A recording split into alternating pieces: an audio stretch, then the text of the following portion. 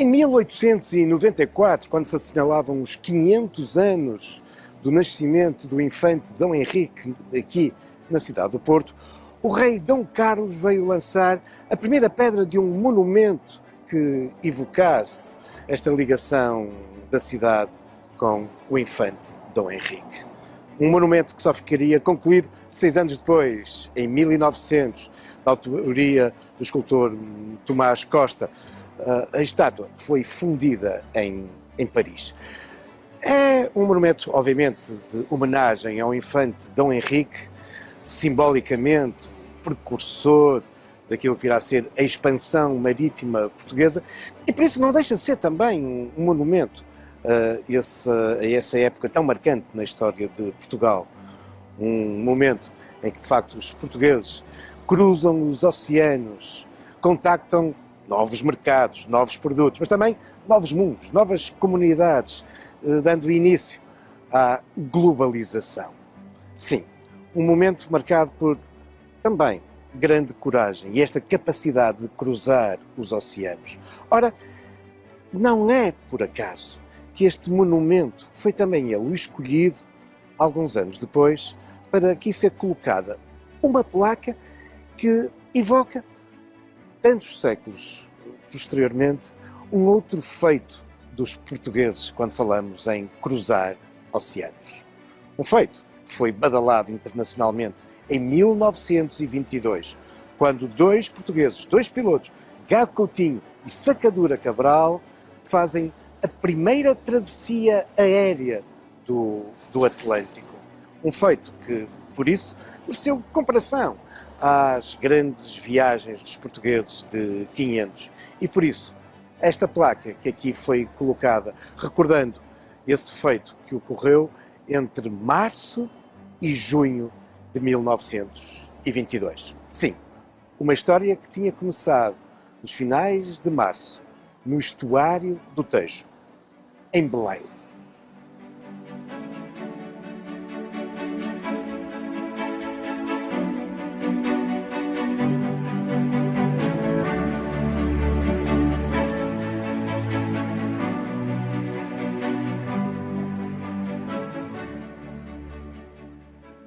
Foi com efeito aqui em Belém que teve início esse voo que irá assegurar a primeira travessia aérea do Atlântico Sul, a 30 de março de 1922. Bem cedo, às 7 da manhã, a bordo do hidroavião estão Gago Coutinho e Sacadura Cabral. Um voo que se vai realizar num contexto muito específico, desde logo na procura do estreitar das relações entre Portugal e o Brasil, porque este voo iria assinalar o primeiro centenário da independência do Brasil. Por outro lado, estamos num momento de efervescência em torno do transporte aéreo, para o bem e para o mal. Pouco tempo antes, durante a Primeira Guerra Mundial, os aviões tinham-se afirmado, mas agora, em tempo de paz, eram estes voos que procuravam marcar viagens nunca antes realizadas, feitos de ligação a grande distância, que vinham marcando as notícias. No fundo, o avião é também um símbolo da modernidade, da tecnologia e da ciência, que marca também este início dos loucos anos 20. Mas quem eram, afinal, Gago Coutinho e Sacadura Cabral? Estamos a falar de dois oficiais da Marinha Portuguesa. Gago Coutinho era um geógrafo, um cartógrafo, que se vinha notabilizando muito dentro do espírito dos exploradores dos finais do século XIX, pelas suas missões, primeiro em Timor e depois no coração de África, nomeadamente no Congo e na Zambésia. Aliás, é em África que ele conhece Sacadura Cabral, um piloto da Marinha que tinha já um reconhecimento internacional pelas suas capacidades técnicas e de navegação. É Sacadura Cabral que, em África, responsável pela aviação no contexto da Grande Guerra no continente africano que nos opunha também aí aos alemães, é nessa altura que ele conhece Gago Coutinho e desafia a desenvolver o sextante como um instrumento também de navegação aérea, algo que Gago Coutinho irá concretizar e será crucial na travessia do Atlântico Sul e durante os anos seguintes, uma peça importantíssima na navegação aérea em todo o mundo. A viagem vai ter então lugar a partir aqui de Belém. E é aqui que nós podemos contemplar este monumento que nos recorda o Lusitânia, esse hidroavião monomotor, um motor Rolls-Royce, adaptado propositadamente para a viagem. Aliás, há outras adaptações, por exemplo, os flutuadores, que serviam também de reservatório, já que durante a viagem eles iriam ter que amarar diversas vezes. Mas, para conhecermos outros pormenores técnicos da aeronave, melhor mesmo é deslocarmos aqui, a poucos metros de distância.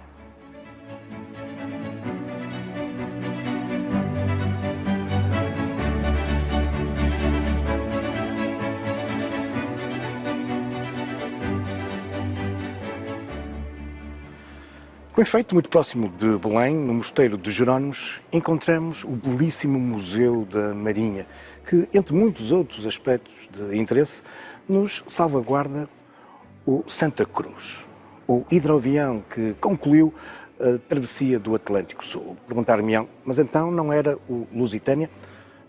Já lá vamos. Certo é que aqui podemos, de facto, observar esta aeronave, que não era muito diferente do Lusitânia. Estamos a falar de um hidroavião construído em madeira, revestido a tela, com cerca de 11 metros de comprimento, apresentando 14 em envergadura. Atinge uma altura de 3 metros e 70, sensivelmente. Pesa 1 tonelada e 800 quilos, mas, quando equipado, ultrapassava as 2 toneladas e meia. A viagem do Lusitânia vai ser uma viagem muito atribulada. De facto, olhando para este hidroavião, percebemos que era uma verdadeira casquinha de nós na imensidão oceânica. No dia 30 de março, conclui-se uma primeira etapa. O Lusitânia chega às Canárias, a Las Palmas, e aqui, Cá Coutinho e Sacadura Cabral apercebem-se desde logo de um problema. O hidroavião está a consumir mais combustível do que pensavam. Depois de algumas reparações, a 5 de abril tem início a segunda etapa que os irá conduzir até Cabo Verde, até à ilha de São Vicente. Aí irão permanecer mais alguns dias e a 17 de abril vão levantar voo numa viagem que os levará bem no meio do Atlântico, até ao arquipélago brasileiro. Enfim, são pouco mais do que umas rochas de São Pedro e São Paulo. Aí vão amarar, mas de uma forma muito acidentada. Acabarão por perder o Lusitânia. São recolhidos por um navio da Marinha Portuguesa que os levam até à ilha brasileira de Fernando de Noronha. Poderia ter sido o fim, apenas uma tentativa da travessia do Atlântico Sul, mas a opinião pública portuguesa e brasileira estão entusiasmadas com esta viagem e por isso o governo português faz-lhes chegar um segundo hidroavião, o Pátria. A 11 de maio, de novo, levantam um voo, recuam até ao arquipélago de São Pedro e São Paulo para retomar a viagem do local onde haviam perdido o Lusitânia, mas de novo têm um problema. O motor falha e vão perder o Pátria. Ficam 9 horas como náufragos na superfície do oceano, sendo recolhidos por uma embarcação da Marinha Mercante inglesa. De novo transportados para a ilha de Fernando de Noronha, receberão um terceiro hidroavião. Este, o Santa Cruz, que irá completar essa terceira etapa que os levará, agora sim, até às costas brasileiras. Passarão por diferentes locais, pelo Recife, Salvador, Porto Seguro, até que a 17 de junho estão na Baía de Guanabara, no Rio de Janeiro. Uma recepção apoteótica. É verdade que o voo não durara mais do que 62 horas, repartidos por 79 dias. Mas é um feito. A prova de que era possível, com estas novas e modernas máquinas voadoras, ligar os continentes. De novo, os portugueses eram pioneiros nas viagens transatlânticas.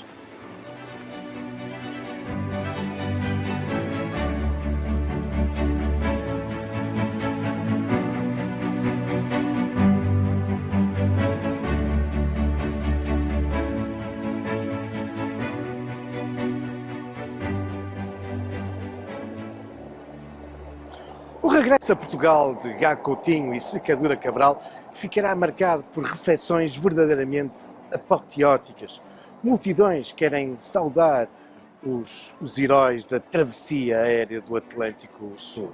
Afinal, era um feito reconhecido internacionalmente pela imprensa estrangeira e que vinha, tal como na época dos descobrimentos, vinha colocar Portugal na vanguarda das inovações tecnológicas, científicas, nesta capacidade de cruzar os oceanos, agora com estas novas e modernas máquinas aéreas. Durante as semanas, os meses, os longos meses seguintes, Gago Coutinho e Sacadura Cabral serão objeto das mais diferentes homenagens e andarão em digressão pelo país. No Porto serão marcantes as comemorações que têm lugar na sequência da sua chegada à cidade no início de dezembro desse mesmo ano de 1922. Um grande conjunto de iniciativas, homenagens, banquetes, recepções para entidades oficiais, a inauguração de placas evocativas, como aquela que vimos no monumento do infante Dom Henrique, ou aqui na estação de São Bento. Uma placa produzida pelos ferroviários do Minho e do Douro. Não nos podemos esquecer que a estação tinha sido inaugurada pouco tempo antes, 6 anos antes, em 1916. E o caminho de ferro era também uma marca, um símbolo de modernidade. E por isso, aqui na estação de São Bento, esta memória, esta marca ao feito dos aviadores. Aliás, seria também a partir daqui, das linhas ferroviárias do Porto, que Gago Coutinho e Sacadura Cabral iriam depois fazer uma série de incursões pela região norte, regressando ao Porto, através do comboio. O Porto, uma cidade que de facto se excedeu na recepção aos aviadores, porque, em boa verdade, o Porto tinha há muito uma forte ligação com estas questões da aeronáutica.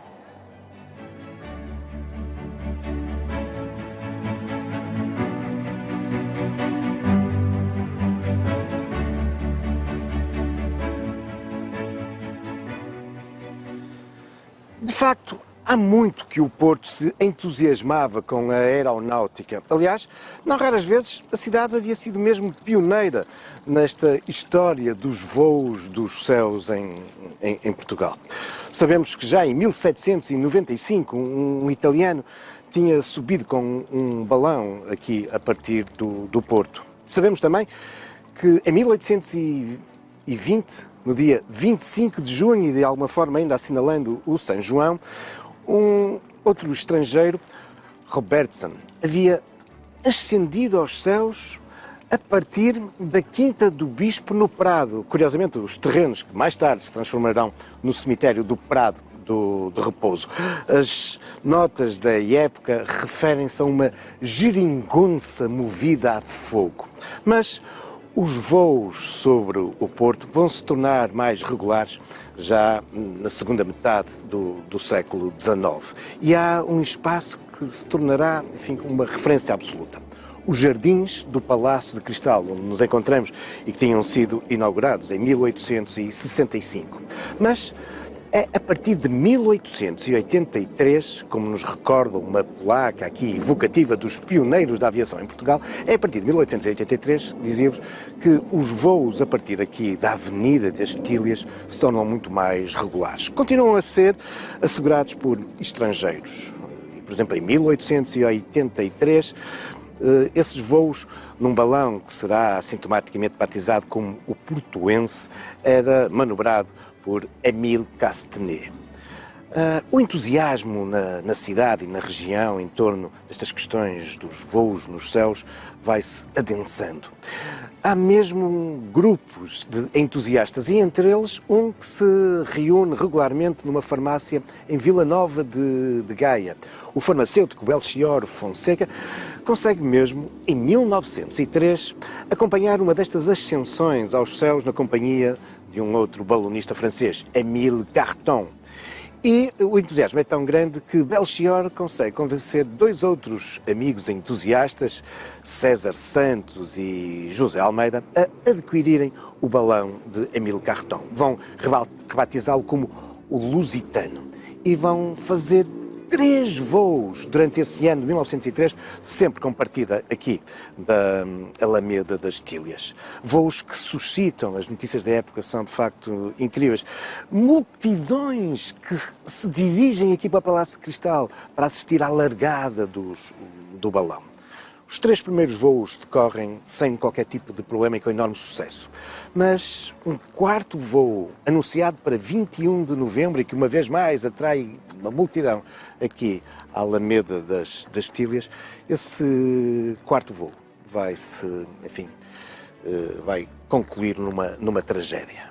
O balão sobe aos céus, dirige-se para sul, como é habitual, os ventos dominantes, mas quando está a sobrevoar o Rio Douro, acaba por ser arrastado para o mar. Nunca mais os balonistas foram vistos, apesar das embarcações enviadas mar alto na tentativa desesperada de os encontrar. Uma tragédia que nem por isso fez esmorecer o espírito dos portuenses e gaenses em torno desta questão da aviação. Logo no ano seguinte, em 1904, António Bernardes, que ficará popularmente conhecido como o Ferramenta, vai subir aos céus num outro balão, no dia 3 de abril. Está ainda muito viva a tragédia do Lusitano e por isso, perante um céu que ameaçava tempestade, o governador civil não vai autorizar esse voo, mas Ferramenta corta os cabos, o balão sobe, vai, enfim, por pouco aqui tocar nas Tílias, mas consegue subir e, felizmente, não há qualquer tragédia. Os voos de balões manter-se-ão, mas importa dizer que é também a cidade do Porto, que 10 anos antes desta viagem de Gago Coutinho e Sacadura Cabral, ou seja, em 1912, vai assistir àquele que é um dos primeiros voos de um aeroplano, de um avião no nosso país. Podemos mesmo considerar o primeiro grande voo de sucesso, porque, em rigor, 2 anos antes já tinha havido uma experiência em Lisboa, mas um voo muito curto. Em 1912, numa iniciativa curiosamente promovida pelo Comércio do Porto, que queria angariar dinheiro para aquilo que vai ser, enfim, um objetivo social, a fundação da creche do Comércio do Porto, são montadas bancadas, muito próximo do Castelo do Queijo, onde hoje é o Parque da Cidade, para que as pessoas pagassem bilhete para assistir à descolagem e depois à aterragem desse aeroplano francês e piloto também francês. E os voos foram de facto com um grande sucesso e angariaram muito dinheiro para o comércio do Porto. Mas não foram só as pessoas que pagaram bilhete que assistiram ao voo. Afinal, esse voo vai se prolongar até à Praça da Liberdade. E por isso muitos portuenses veem essa máquina moderna, veloz, a sobrevoar os céus da cidade. Um voo que demora 16 minutos. E por isso, para muitos é considerado, de facto, o primeiro voo a sério de um avião nos céus de Portugal. Voos para os céus que, como vimos, tiveram neste espaço, na Avenida das Tílias, durante muito tempo, o seu pioneirismo. Do lado alto, muita gente observava como nunca antes a região.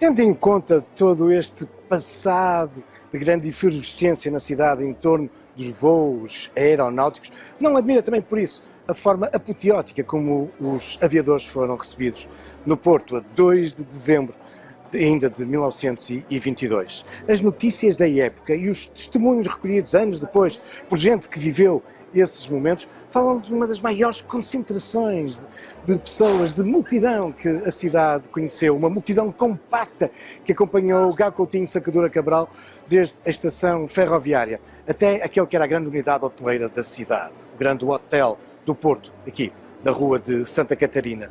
Um percurso ao longo do qual das varandas engalanadas se lançavam milhares e milhares de pétalas de flores. Os estudantes acompanham a caleche e a determinada altura vão mesmo desatrelar os cavalos e eles próprios puxam a carruagem aqui, até à porta do hotel.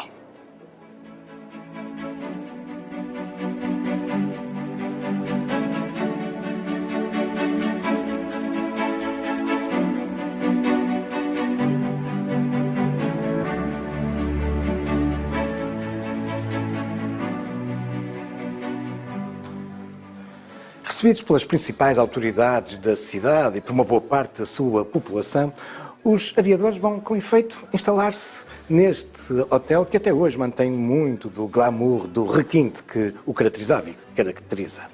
Mas aqui chegados, muito rapidamente, vão ter que ir até à principal varanda que se debruça sobre a Rua de Santa Catarina, onde uma multidão apinhada e empenhada continuava a ovacionar os heróis da travessia do Atlântico Sul. O hotel que nessa noite será também palco de um grande banquete de homenagem a Gá Coutinho e Sacadura Cabral. A mesma noite em que do outro lado da rua era inaugurado um café que até hoje se mantém como uma referência absoluta da cidade, aquele que é considerado um dos mais belos cafés do mundo, o Majestic, que até hoje faz questão de sublinhar que na sua inauguração contou com a presença dos aviadores. Aliás, esta memória da presença de Gá Coutinho e Sacadura Cabral no Porto mantém-se em muitos lugares, bem viva, incluindo aqui, obviamente, no hotel, que, por exemplo, dedica uma das suas suítes à memória da presença dos dois neste hotel. Aliás, homenagens também já tinham acontecido na cidade antes da sua chegada. Por exemplo, pouco mais de um mês antes, a 26 de outubro de 1922, o Futebol Clube do Porto, na sua Assembleia Geral, onde curiosamente aprova o emblema que perdura até os dias de hoje, nessa mesma Assembleia Geral, o clube decide tornar Gá Coutinho e Sacadura Cabral sócios honorários do Futebol Clube do Porto.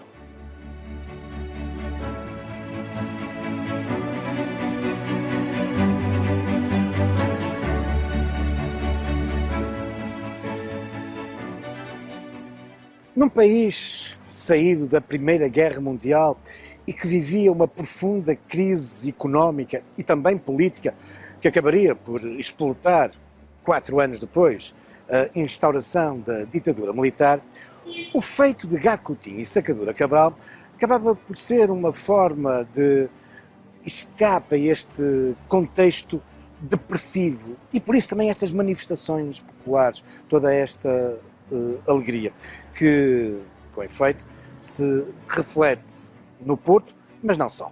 Também aqui, em Vila Nova de Gaia. Não nos podemos esquecer, como há pouco eu vos referia, também do papel pioneiro que a povoação tinha tido no desenvolvimento e nas origens das viagens aeronáuticas no nosso país, com os malogrados tripulantes do balão Lusitânia ou então o caso de Ferramenta.